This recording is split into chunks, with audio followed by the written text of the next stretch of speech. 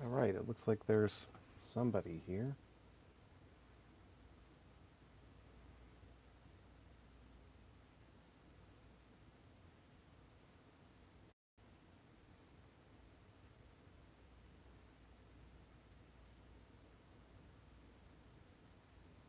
Okay, now how do I actually, oh boy. This is fun because I'm on, oh.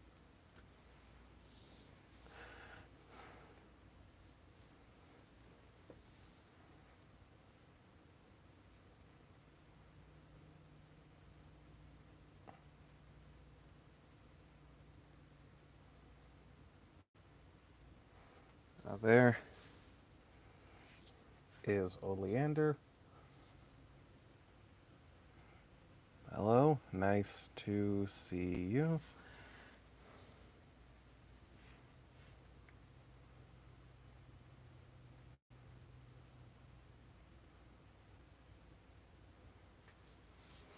I think I may have picked the wrong shade for the veins, but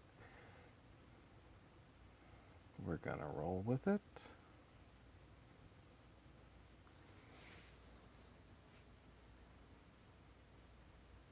This was all very spur of the moment anyway.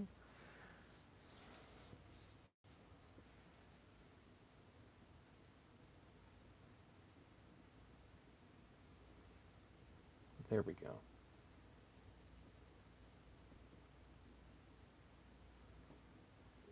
Relax, a grown man is just painting.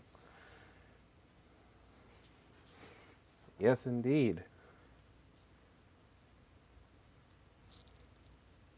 Though I will admit, I do regret not going for art electives back in middle and high school, or I'd be a lot better at it.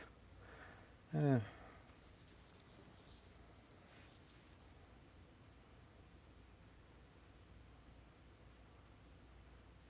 Let's branch these out a little more. Veins aren't just long lines.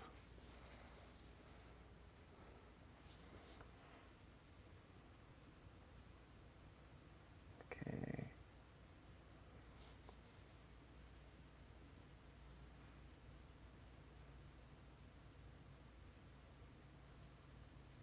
I think when I originally drew this out, he had more like hypnotic spirals.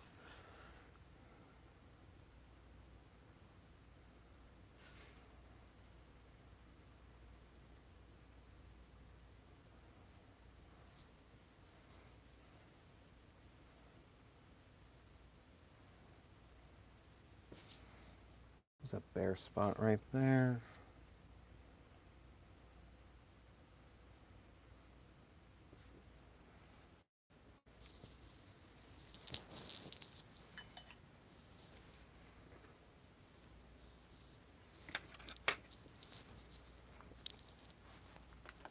So if there's one thing you always need,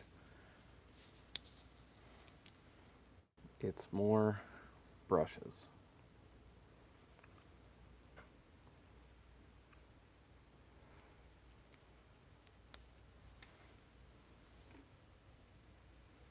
So what they don't tell you is if you're not careful, those brushes will kind of rot.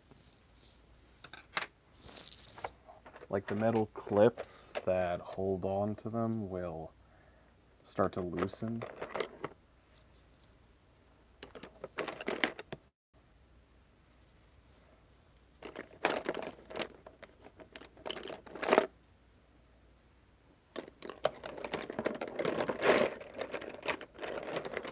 Hey everybody, it's ASMR.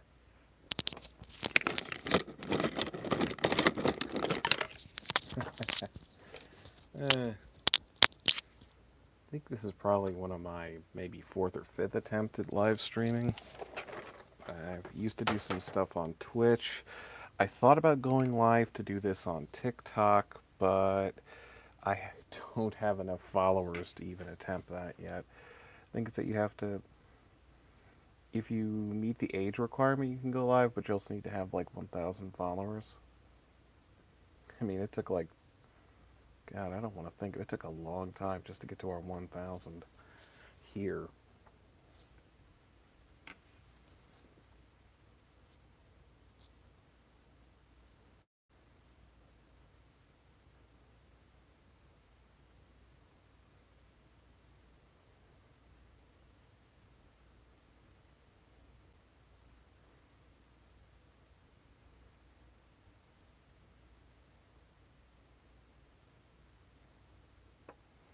It's like I didn't want to just jump in. I had already started on this. I think if I did it again, we'd probably start with one fully drawn out.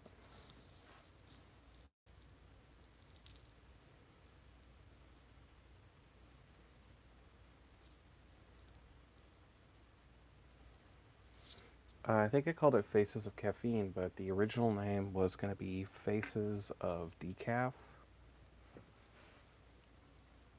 Because the whole thing was meant to kind of be a pun on Faces of Death. It's it's a pretty infamous compilation film that it was like intermixed with allegedly had actual like real like violent accidents. It's actually mixed with reenactment of footage. But that used to be a thing that the film series tried to sell, that it had real, like real death on camera.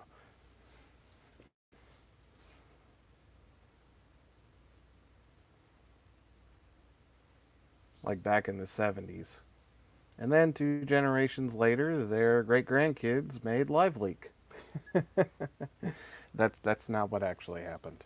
Don't quote me on that.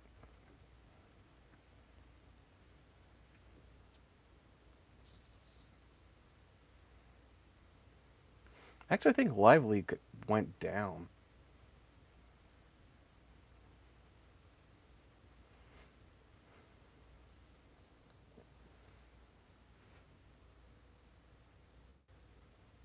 It's been a while since I watched it. That might have had the Bud Dwyer footage.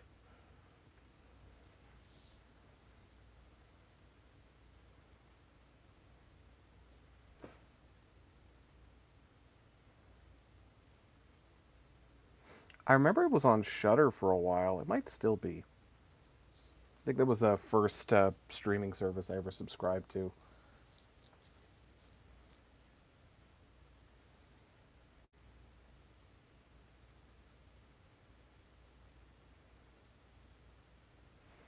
It was kind of cool when it started because it would just kind of they were looking for any content they could put on there. So at one point they even had like a short film that I think you could find on YouTube called I think it's just called "He Took Off His Skin for Me," which was about it was a horror short about this guy who to make his wife happy he literally like took his skin off like it was a suit and he just walked around all muscly and bloody. I think it was like meant to be a commentary on like how relationships have sacrifice in them, but it's kind of give and take. And the idea is that I think by the end of the story, by the end of the short, he felt like she wasn't making the same sacrifices he was. I think it's implied that he like skinned her, but they don't show the ending.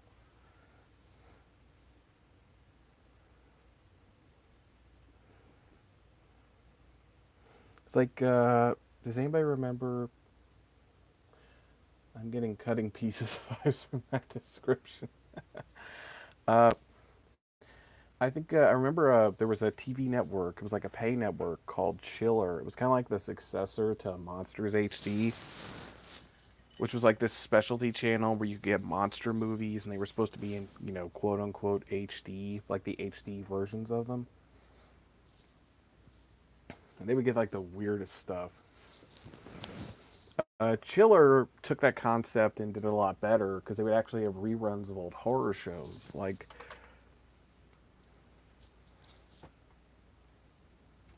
hang on.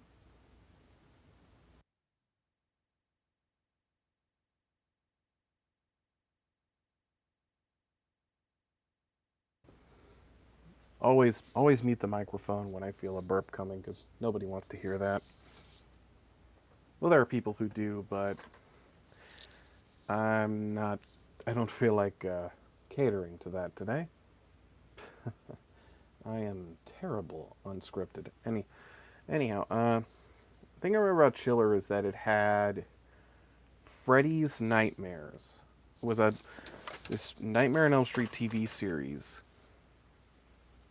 that was infamous for the fact that New Line had so little faith in it that they didn't even give them the budget to get actual more cinematic cameras, so they shot everything on like TV cameras. So you have what's supposed to be like the Freddy equivalent to Tales from the Crypt, and it looks like a soap opera. But from the episodes I did see, there were some really cool concepts. It's just the idea that, you know, just because you don't directly see Freddy in the dream doesn't mean he's not like using the nightmare to like, big time mess with someone's psyche.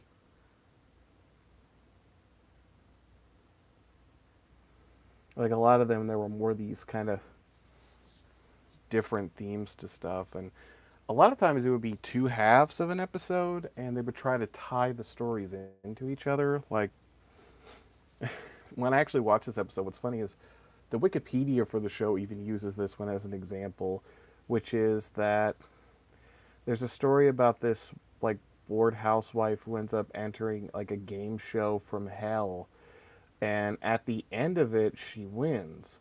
But then the second half of the story is about how her future self shows up and tries to warn her that her husband is going to have an affair.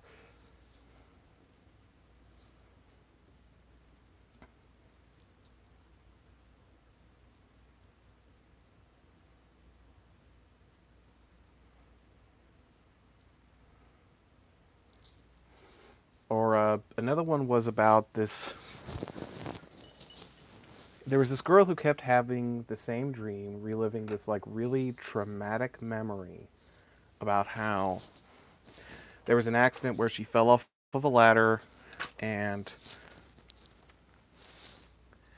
her mother got ran over by a car that had gotten out of park. Oh, there was a comment and I missed it. How do I get back? Oh, there we go. Now I'm imagining horror movie characters in a soap opera. That is funny. Uh, what happened is when she would start having the dream again, this time every time she did something that changed the way the dream went, it changed the future. Like, there's one where instead of her mom getting like her head run over by the car and killed, her friend gets her legs run over. And when she tries to call her, all of a sudden that same friend has apparently is now wheelchair bound since that day. And the idea is that she wants to try to change the outcome enough to keep her mother from dying, but to make sure everything else is okay. And what happens is she's able to make the change. She saves her mother, but she ends up losing her father instead, because her father was about to go on a plane trip when he got the news about what happened to his wife. So, because he didn't stop his plane trip, basically, she was like, it's kind of the trade-off is she was kind of like destined to lose a parent either way.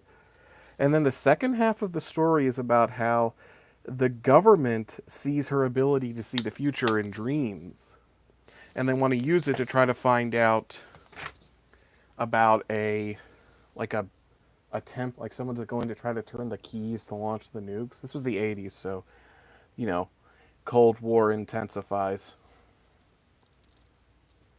And I remember about it is they would have this idea that as she was dreaming about this family who was connected to it, the family would start showing more and more signs of radiation sickness, where at one point, like, the son's teeth fall out. And my favorite is they were watching a rerun of Gumby So they literally just made a Gumby and like shot it with a heat gun off screen so it would melt. Like somehow the radiation has spread all the way to the studio that does Gumby, and it's melting the plasticine. I think that's what Gumby was. He was plasticine, not clay.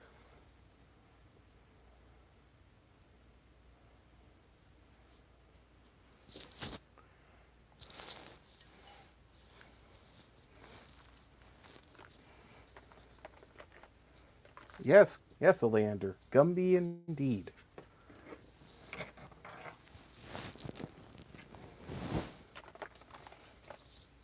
Goofy? Is it goofy and kind of choppy now? Definitely, but it is a classic of stop motion animation. It's more just silly and experimental.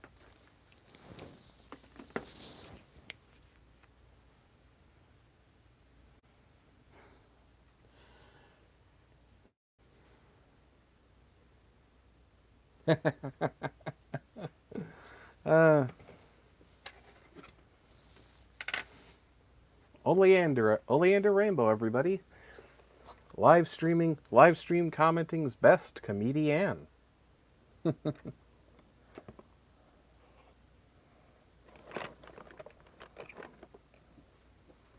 I hope I pronounced that right.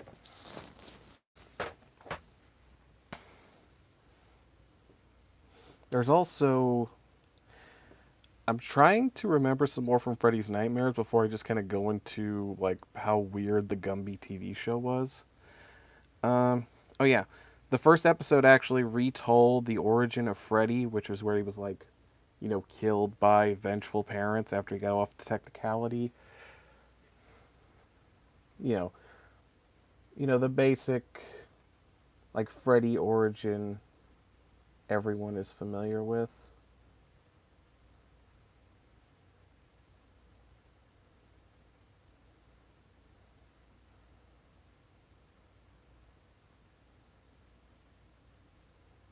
Mm, mm. Let me see if I can lighten that up.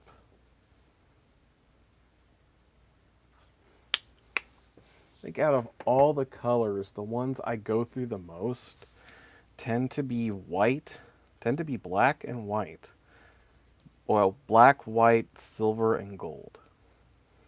Because the silver, I use silver because it kind of helps give things more of it's the easiest way to get light and dark grays. And the gold, ironically, kind of puts like a bronze to stuff. I got it to work before. How do I do it again? You got it. Okay.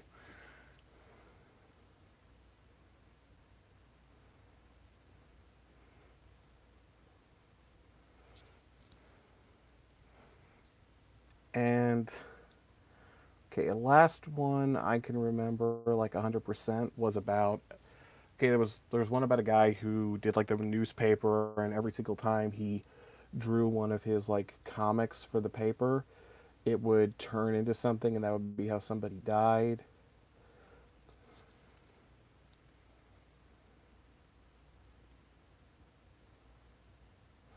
Uh, they would try to sort of make Freddy the Crypt Keeper. He would kind of bookend the beginnings and end of the stories.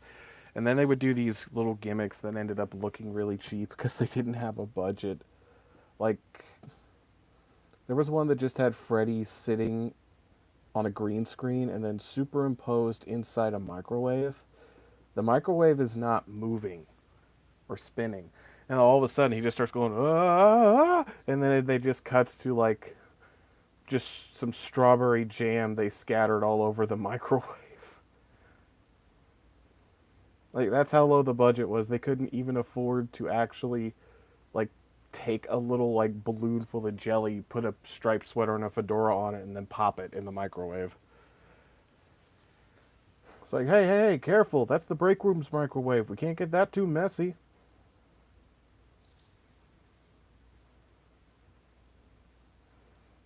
Okay, and oh yeah, with I remember binge watching as many episodes I could find of the Gumby TV show.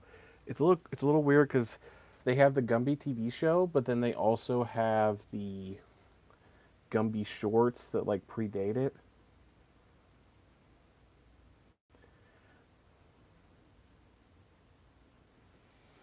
and how like most of them, like most of the Gumby shorts, kind of they're just sort of a random thing that happened or like an invention that went wrong.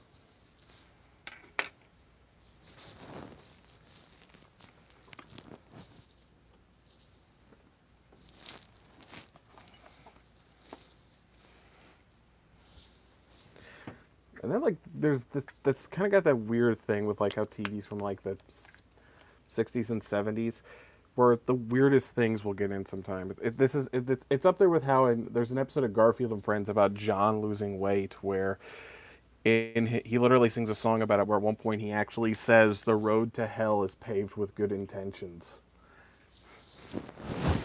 So there's literally one about Gumby's pet chicken. I forget her name. I think Henrietta.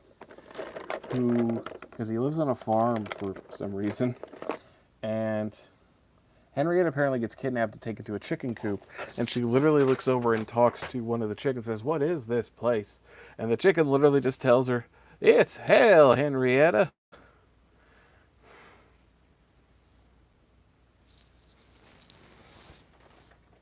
It's one of those. It's one of the things that catch me by surprise, and that sometimes these episodes just do. The episodes of Gumby just do weird things like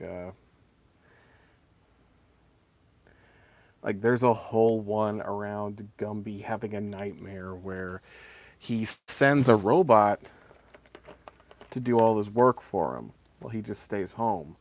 And somehow this results in where literally the thing that makes Gumby go, "Oh God, what have I done?" is that he just sat around watching TV all day, and then his friends show him he's fat. He's like, "Oh no!"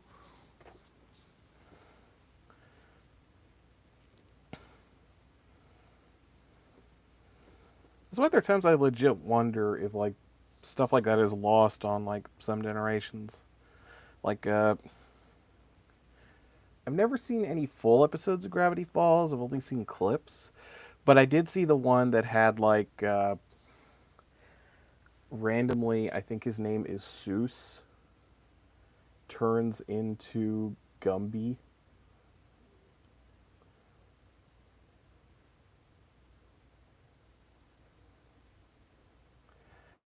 And I remember I actually was like, I was wondering how many people would get this, so I literally just went like put in a brief description about like, oh well, I see when he's talking about this, this is a reference to this. This is something he usually does. Uh, it was kind of the '60s, '70s, so that's a definite possibility. Like in the actual TV show, they sometimes would just have entire episodes that were just like random clay animated stuff. It was like no rhyme or reason, just kind of doing stuff for fun.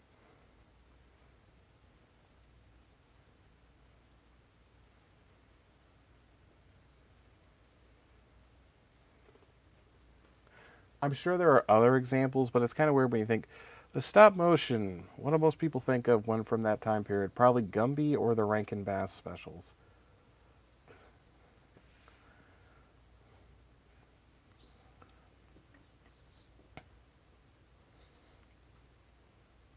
And I would never, as someone who actually did like stop motion for a while, I would never like, I know how to put it in the context of, this is before they could literally hook the cameras up to computers and then they could go through frame by frame. I think, according to Rebel Taxi, one of the first stop motion shows that did that was Celebrity Deathmatch.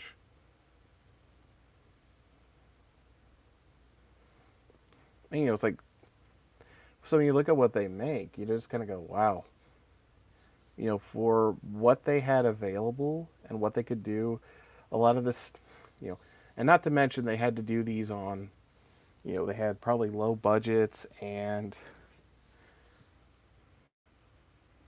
I'm pretty sure there is no point in animation history where there's not some kind of crunch.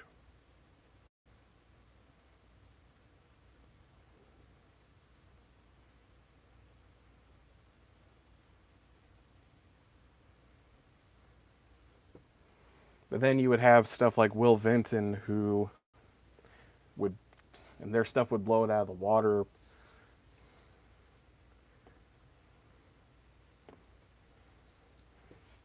But that's also because I think it's probably like a disclaimer: Treyblowski knows nothing about how these industries work. Uh, it's probably also more just like a production timeline thing. I got to be careful near this curtain. I know I won't touch it, but I'm sure if anybody joins in or somebody decides to watch this in an archive or something, this bit right here where I'm getting this corner they can't see is probably going to give them anxiety because of how close to the curtain it is.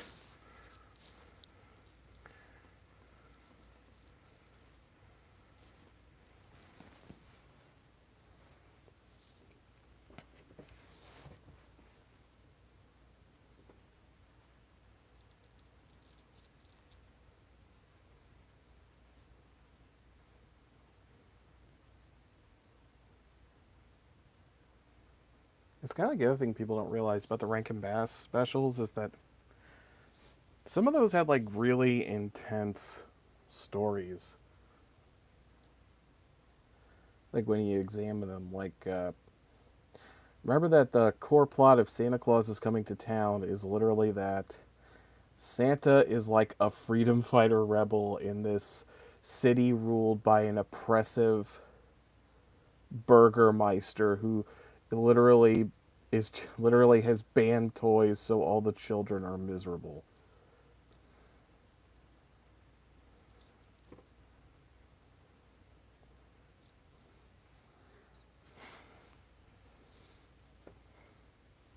Like there's even like the big thing about there's even implication that before he took over there was actually a king. And so the question is, did he overthrow the king?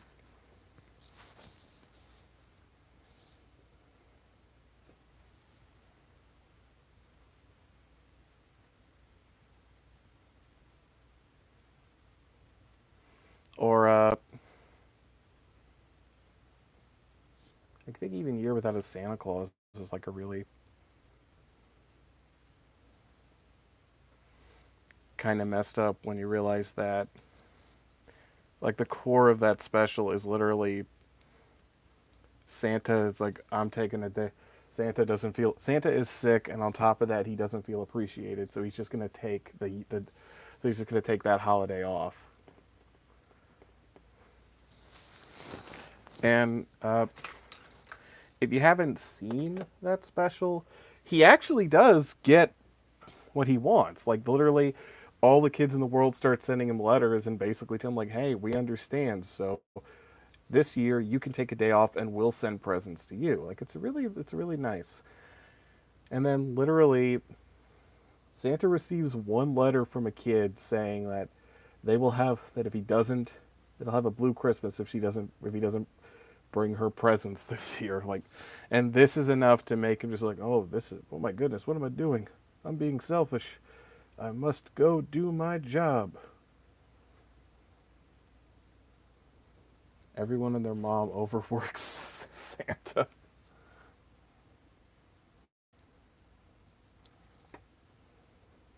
Well, at least it's not. At least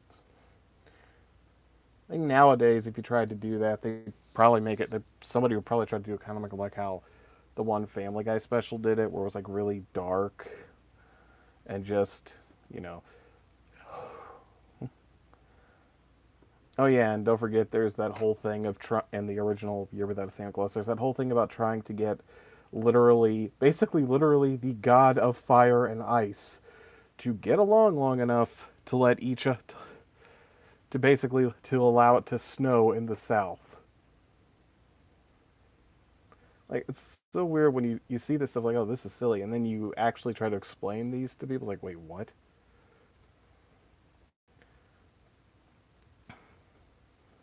It's just, I just think it's interesting how a lot of these things, when you really think about the stories, like they seem really simple and really silly when you're watching them, but then when you start to think about it or you try to describe what they're actually about, then you start to realize, wow, there was a lot more to these than I thought there were.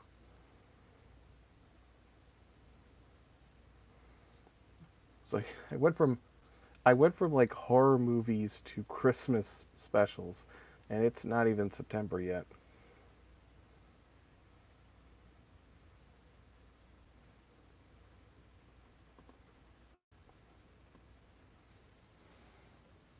I guess it's just kind of all. I guess those are just kind of the big things people think about. Because it's August. The stores put up the arbitrary, random stuff for fall and the harvest, and then, oh no, it's Halloween.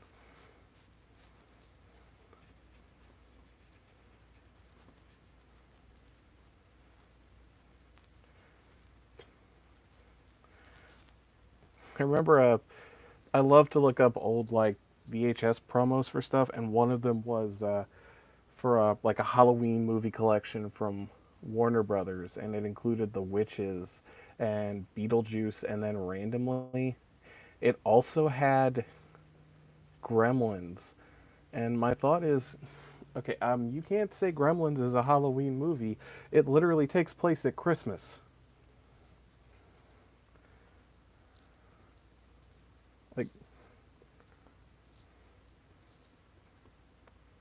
Like, Gremlins literally takes place at Christmas. That it's kind of cheating to put that on the list.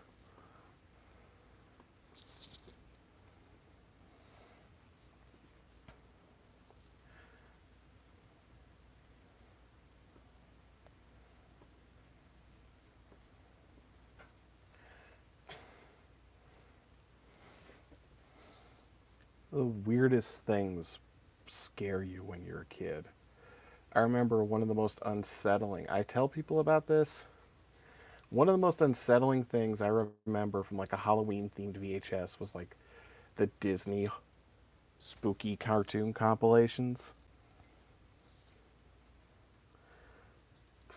where they would all end with this exact same visual of it's a static shot of this old cemetery. I'd argue a little more Christmas than Halloween, Oleander, because Santa's in it. Uh, Phoebe Cates' character, I forgot her name. I may not even be the actress. Oops. Has a whole traumatic backstory about why she hates Christmas, and it's directly tied into a Christmas tragedy. There's Christmas music. It opens with a Christmas song.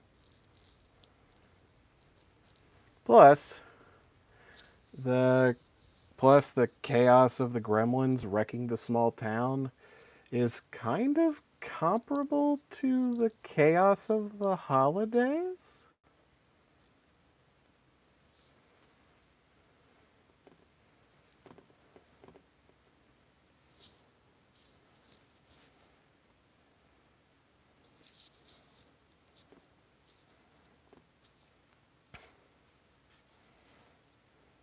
Oh yeah, and the Disney Halloween thing that used to terrify me. Literally, it was like this veteran voice actor. I forgot his name. I think he actually passed away recently. He would basically like scare up more fun with these Halloween favorites from Disney. And I think looking back at it, it still kind of gives me the willies. But I think what it is the combination of this dark, solemn, sad looking graveyard at night. The horror equivalent of Die Hard, but I've never seen Die Hard. And like this it just feels creepy. You expect like some red eyes or yellow eyes or white eyes to just suddenly poke out in the distance.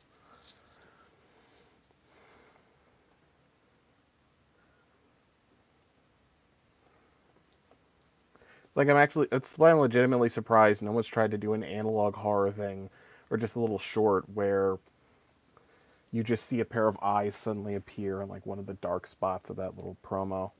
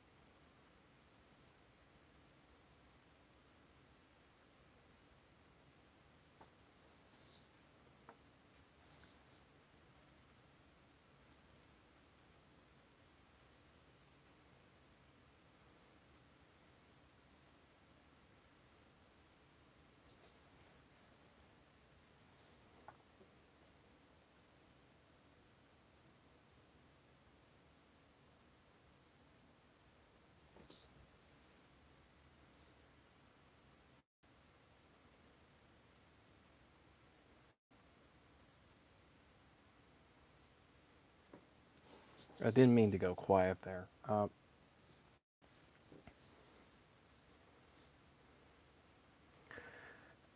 another thing, I guess, about the channel is I've been actually uploading a lot of my stuff on TikTok just to shorts.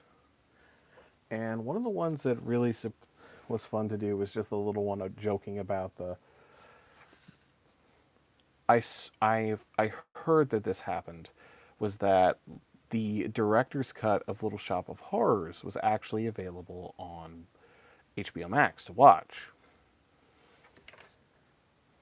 And I like how the cup is like, am I supposed to be here? I think I was trying to go for more like wired, paranoid, and anxious.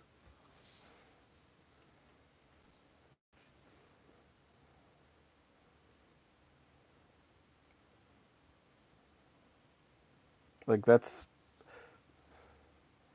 like I don't know. Maybe coffee makes you paranoid. I don't know.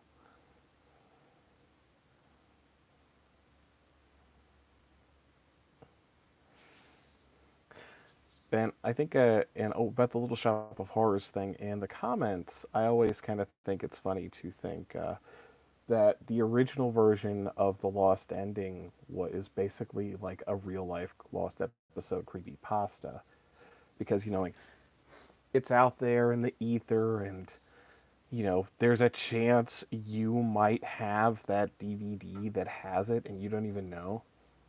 I think on the actual TikTok for it, somebody legit commented, "My dad didn't realize that, and he fell asleep. And when he woke up, he was horrified." And when he woke up, he was horrified. Is that's legitimate? That's like a legitimate. I can understand somebody having like a legitimate Mandela effect moment there. It's like, did I go to another universe?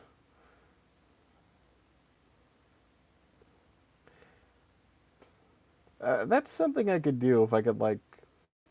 I know I don't like using this specifically. Oh, I thought coffee makes people jittery or alert. Well, he's kind of jittery. Uh, Anxious. You gotta be alert to be. I don't know. I really don't. Okay. Woo. Anyway. Uh. I can't think.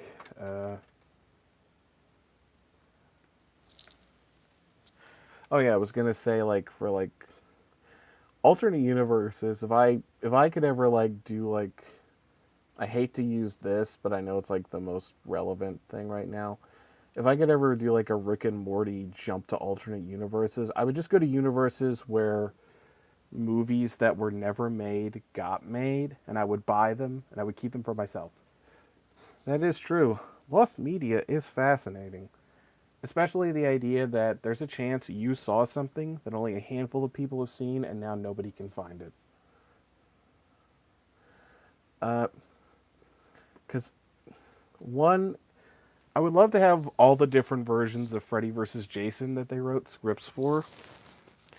Because I think I got to read some of them. One of my favorites is probably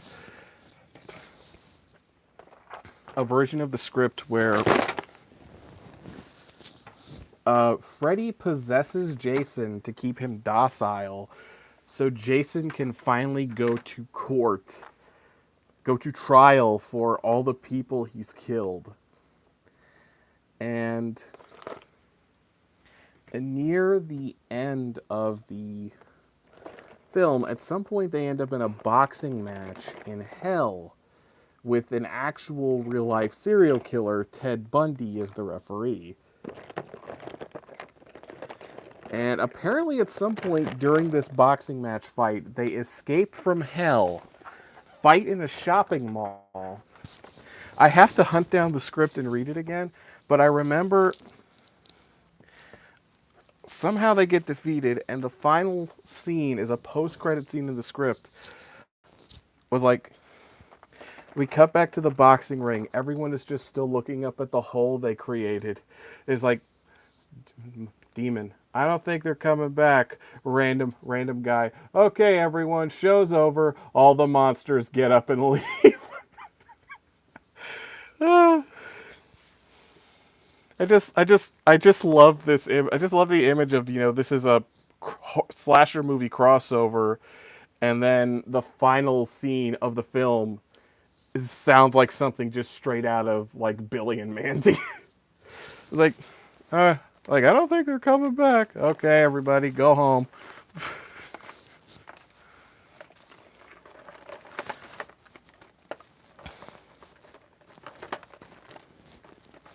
I remember some of those got really meta, too. Or the idea that in-universe...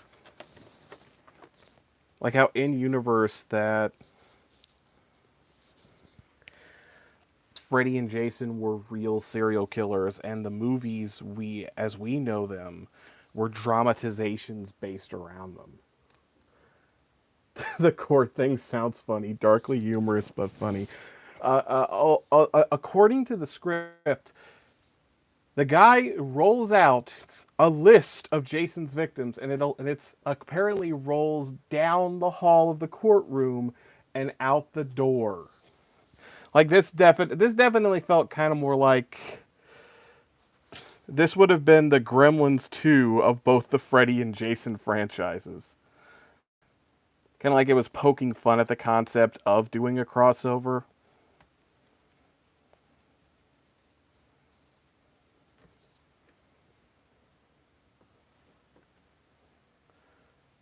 Oh, darn.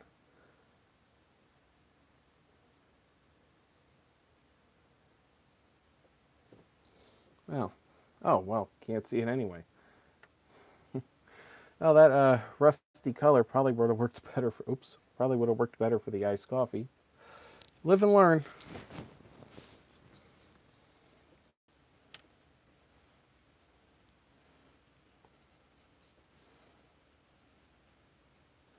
Right, I just have to try something else.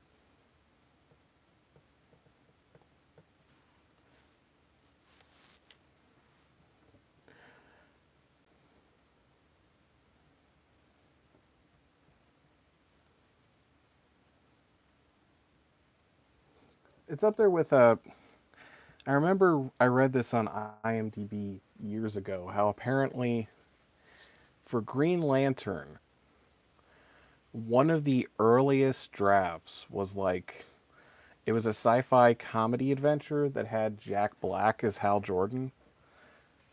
It's kind of like, Well, considering what we got, that probably would have been a lot better.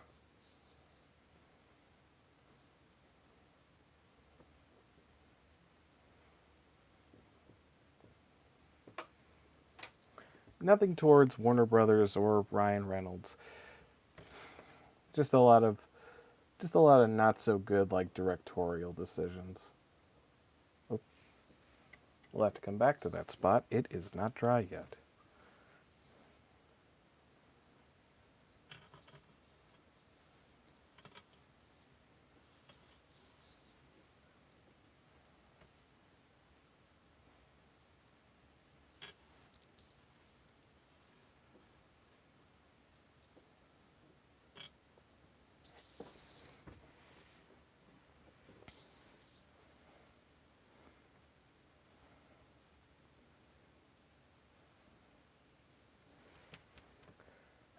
Like, I don't know how we got into unmade movies, but I'm just going to keep this going now.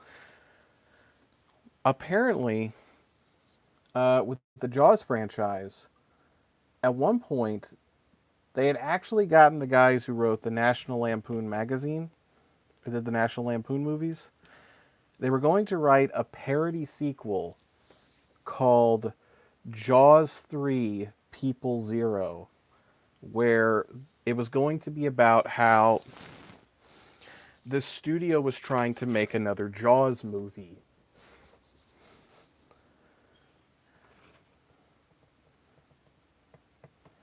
And that how Jaws was actually, and how the shark was actually trying to stop them. It was just popping out of random places, like out of pools and showers. Probably even kind of like popped out of a glass. I think I wouldn't be. It kind of like if kind of like if they made a. I forget the number, but kind of like if the aquatic horror SCP had been made into a comedy movie. Which is really funny because the concept of trying to make a sequel, but it's like outside the universe of the movie. That's all, that's the plot of Wes Craven's New Nightmare, but what's really interesting about that is they wanted to do that as late as like the third Elm Street movie. And I really like the concept behind that.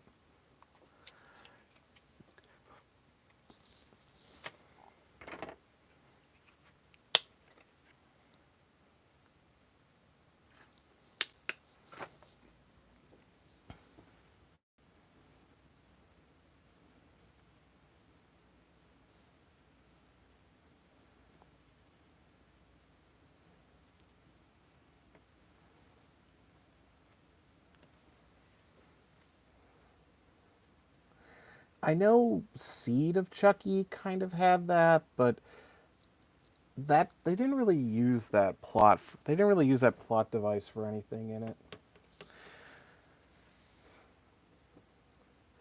Like the biggest thing is just meant to be, I guess, a way to explain how there's a new Chucky and a new Tiffany. How there's a new body for Chucky and Tiffany, and the whole thing with Jennifer Tilly. Oh, Fear and Loathing in Las Vegas, which we're looking at me and be playing live action. Oh, live? Yes, we are. It's kind of like how IMDb actually released a comic book adaptation of Fear and Loathing that even has like their best attempt at like drawing out just random stuff associated with the book, like interviews and things like that.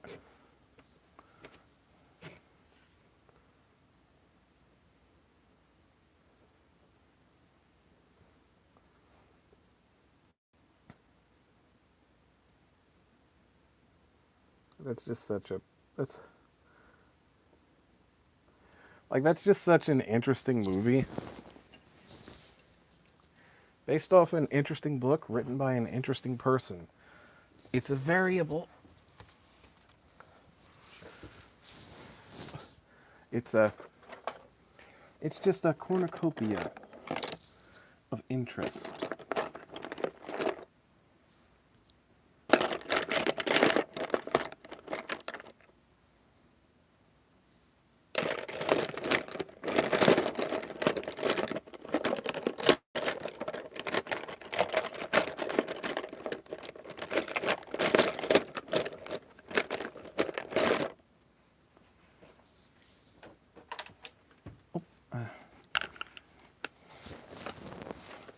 do find it interesting every now and then we do get like a straggler. Like somebody just pops up, leaves.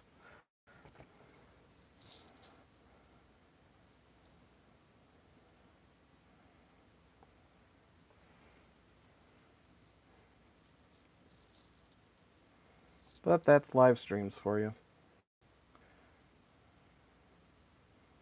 In this case, I think, especially with my channel, I can understand how, like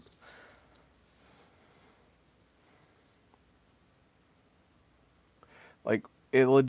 I can understand how legitimately multiple times in my channel's lifetime, it's felt like there was some kind of identity crisis going on.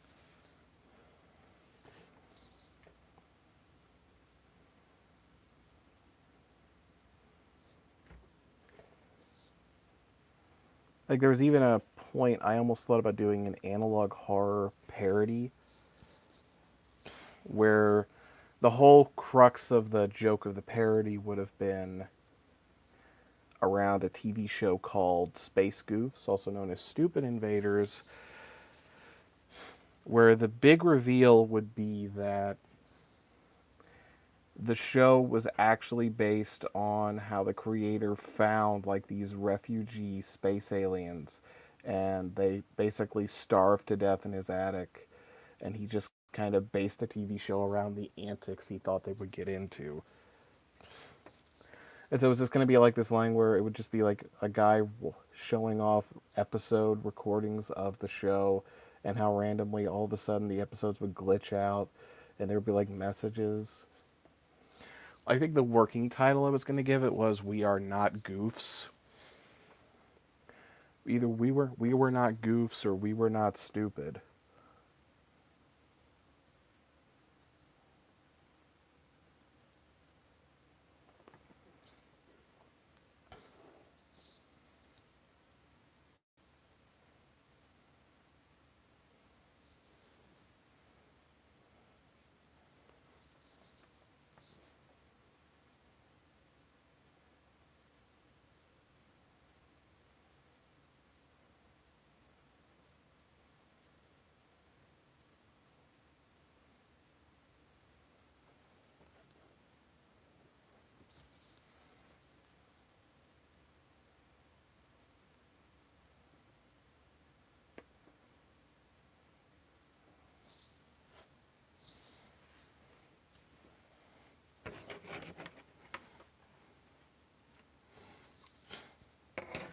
Where I've definitely seen an identity crisis for something was I stumbled across this video talking about an old fast food place called Rax.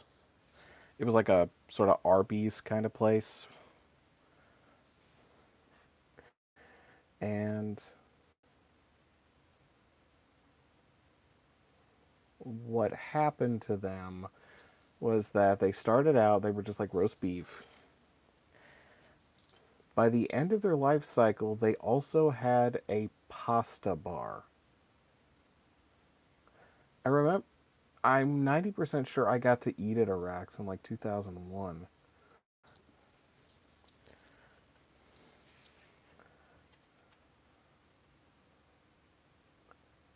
Uh, there's a really interesting video about how this guy kind of theorized that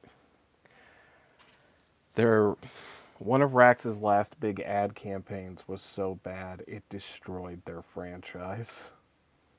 It was literally just like this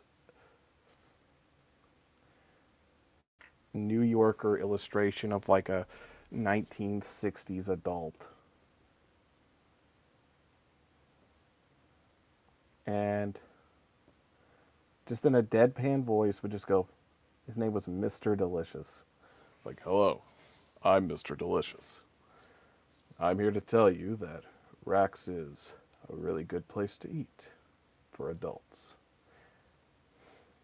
Like, there's literally a thing called Mr. Delicious Archive that has like the TV commercials and the radio ads.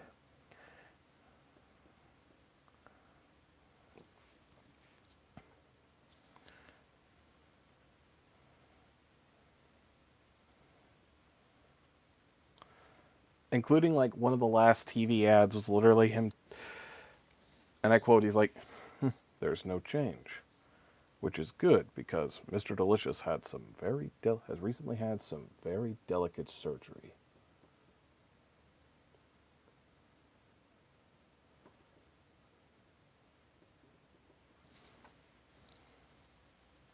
And if there's no change, he doesn't have to squirm so much to get it back in his pocket. It's just like, so I think a lot of people interpret that as is that he literally just went to Rax after getting a vasectomy.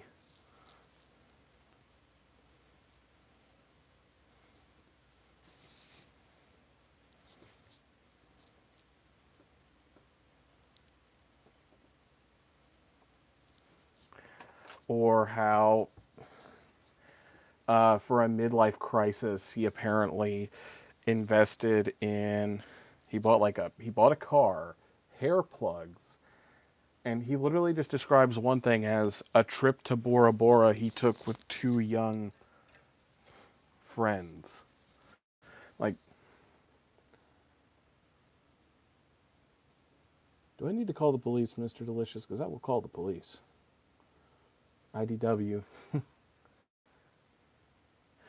I think maybe it's because IDW hasn't been doing so well. I got it on Comixology. If I had to describe it, he's kind of like,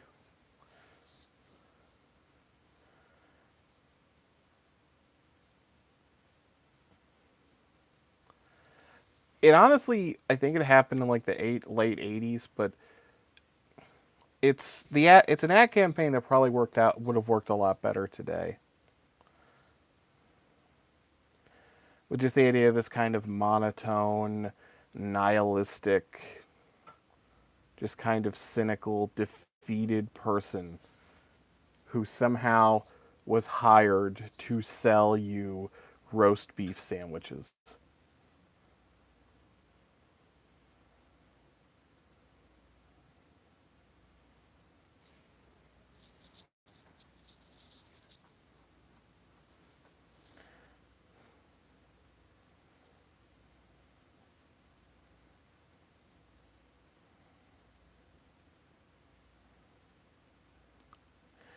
Though I'm sure if the ads were made today, they would probably eventually do a joke about how his nickname is Mr. D.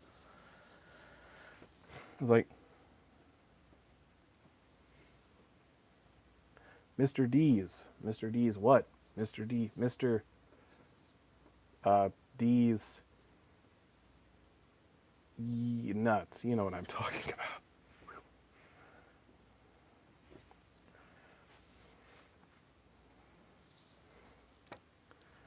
Now, as we keep jumping around to random topics, uh, I really like when I really like special features where they like archive stuff that was made just for the movie.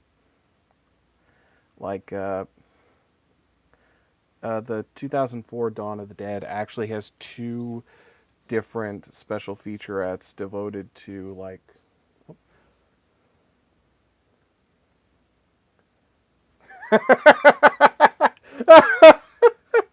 Mr. Delicious is creepy as hell and he haunts my nightmares. Well then, you better get down to Rax and order some pasta with your roast beef sandwich.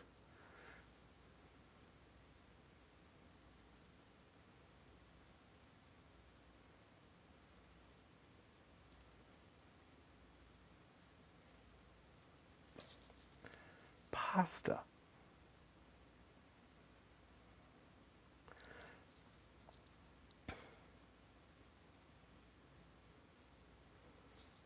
That raises the question: if you thought you needed to have a pasta bar in your deli restaurant, who are you trying to compete with? Fazoli's?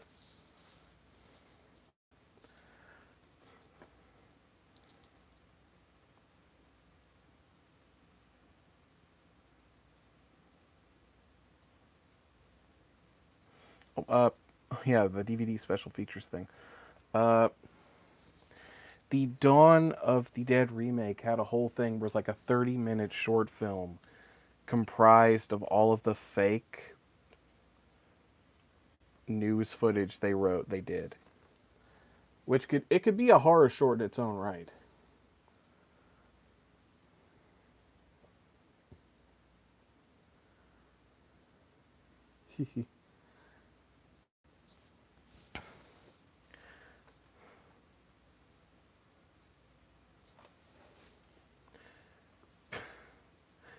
I now have an image that after a side effect of Mr. D's vasectomy, his nose got bigger, his skin turned purple, and he suddenly became a very eccentric rich guy and changed his last name to Mr. Dink.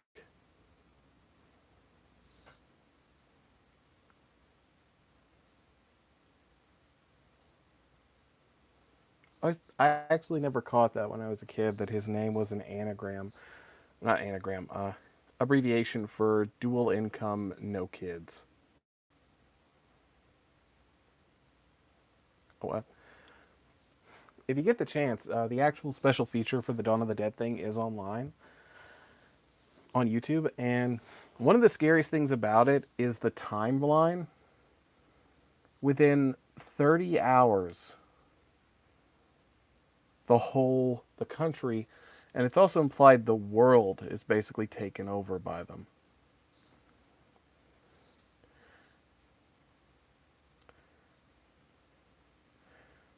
So in other words, it's like literally starting during the day, going into the night, and by the next day or the dawn, they had completely taken over.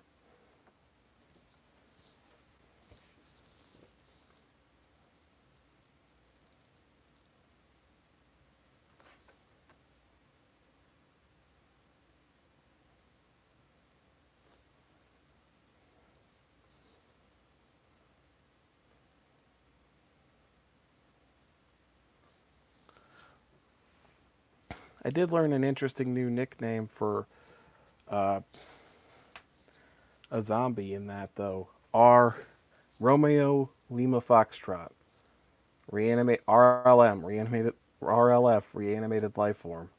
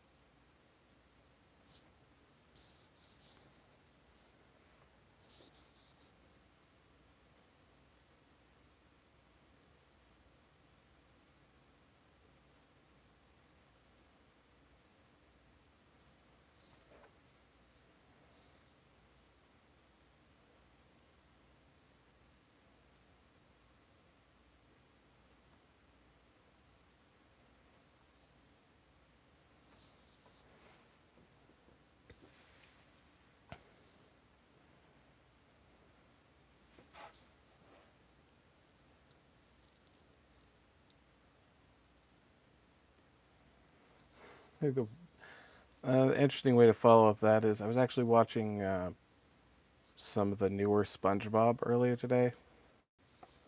Well, I say newer, but this is like these are like when it had just came back before Hillenberg passed away, and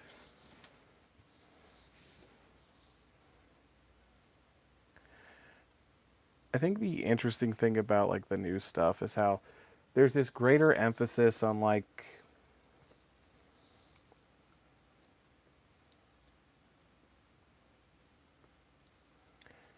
going off model and having these sort of silly facial expressions. Like, oh,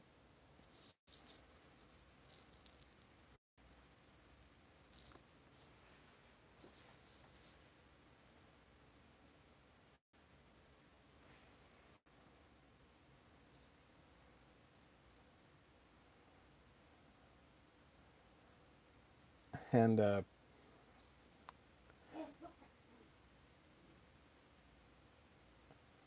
Sorry about that.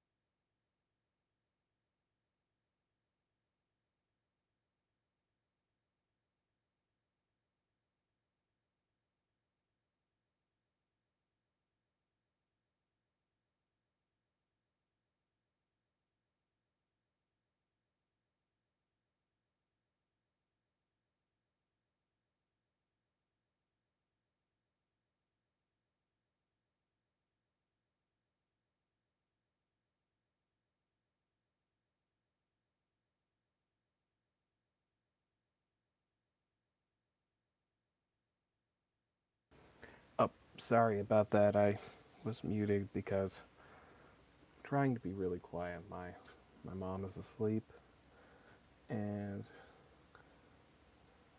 she's she's kind of had to deal with asthma her whole life, so she started coughing. I wasn't sure if the headphone mic picked that up. But, it's just letting everybody know there's no reason to be worried.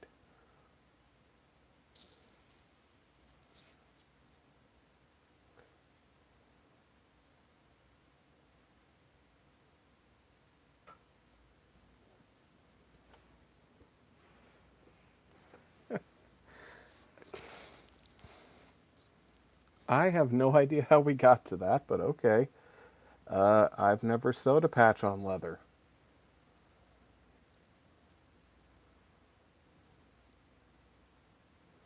I assume it takes sharp needles and a lot of patience.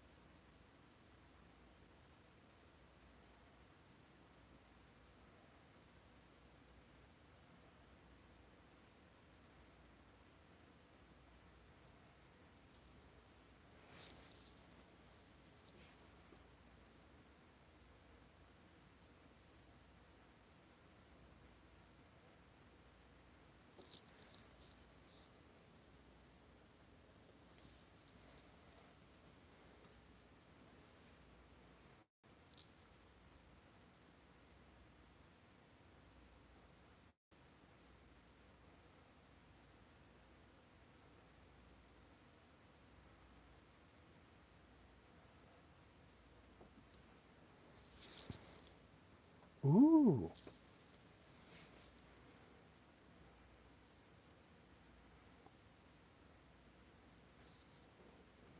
Well, best of luck to you. I believe you can do it.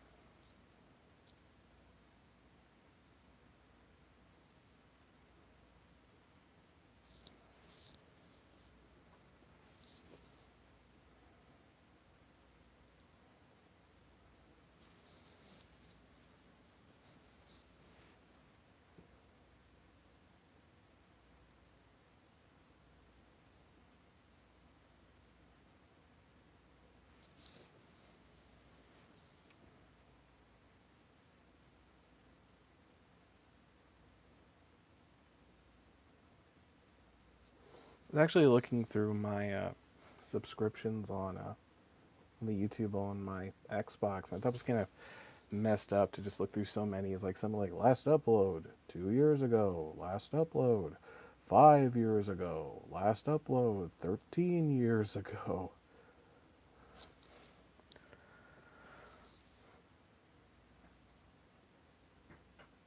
It's just always weird to see how, like, for one reason or another, like, it's weird how some people keep doing this forever and others just kind of like, oh, I've done everything, or nah, I've got other things to prioritize. And they just kind of stop. It's weird. Okay, besides that section, I have to touch up here.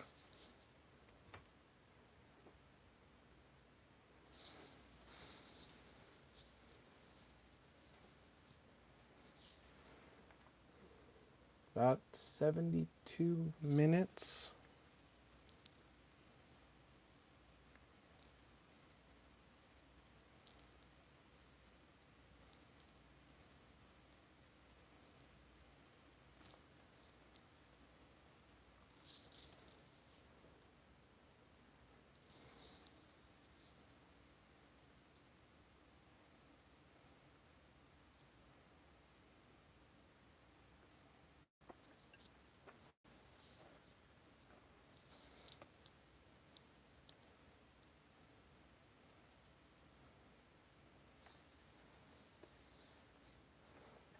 Okay, it looks like it says Treyblowski, but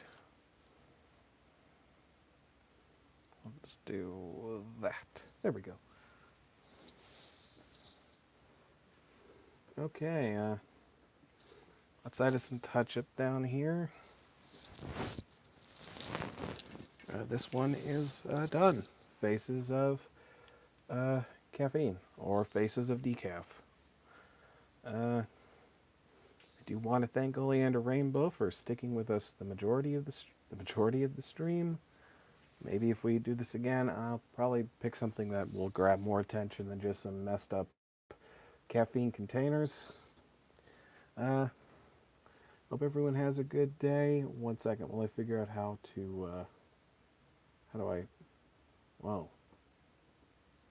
Wait, can I do that live? Oh my goodness. Wow. Okay.